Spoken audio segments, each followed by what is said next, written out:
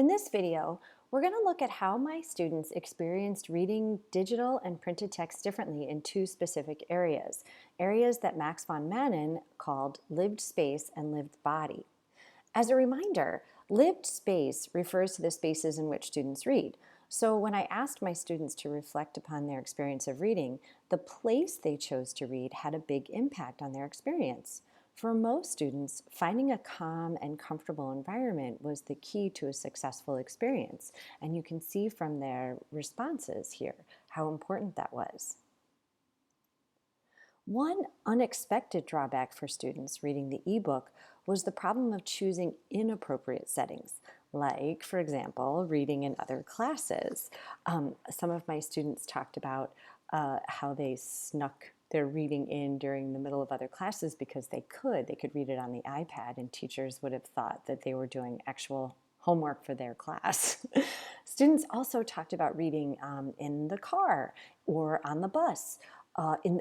One student talked about reading in the field before a baseball game and on the sidelines of a track meet. So in each of these places, the format of the text really made a difference. Students with printed text often sought quieter, more comfortable spaces to read, and as a result, had a better experience. Students with the ebooks tended to try to squeeze their reading into spaces that weren't always conducive to quality experiences. So the takeaway here is to have that conversation with students about the choices they make of where they're going to read. It seems pretty obvious, but sometimes students need a little explicit instruction and conversation about the impact of the space on their reading experience, and a little bit of encouragement to be mindful about the spaces they choose. In the lived body, again, it's a reminder that reading can be physical. It seems like a passive activity, but you have to consider how different it is when you move from a printed to a digital text. My students had surprisingly strong opinions about the format of the text they would prefer, and those opinions were based on the physical nature of reading. A lot of students talked about how they were worried that their eyes would get tired from reading on the iPad, or that they would get a headache from reading digitally after a little while. The body's interaction with the text were an important part of the experience. The smoothness of the iPad, the weight of the book, the touchability of the ebook pages, the satisfying feeling of turning real pages, the feeling of being overwhelmed by the amount of words on the page.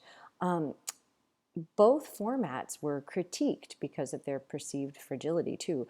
Students talked about how the books could crumple or rip, and so they might prefer an iPad. And then students who preferred books talked about how iPads could be broken, and everybody talked about how they could lose either the iPad or the book.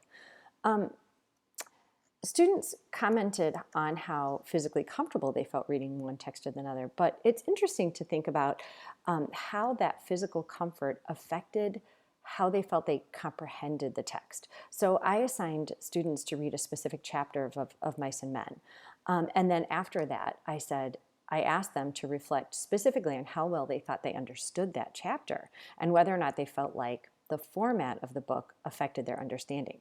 So you can see from here, from this little sample of responses, positive responses kind of mention a meshing between the bodies and the text. So the paper helped me to concentrate. Being able to flip through and less to take care of helped the understanding.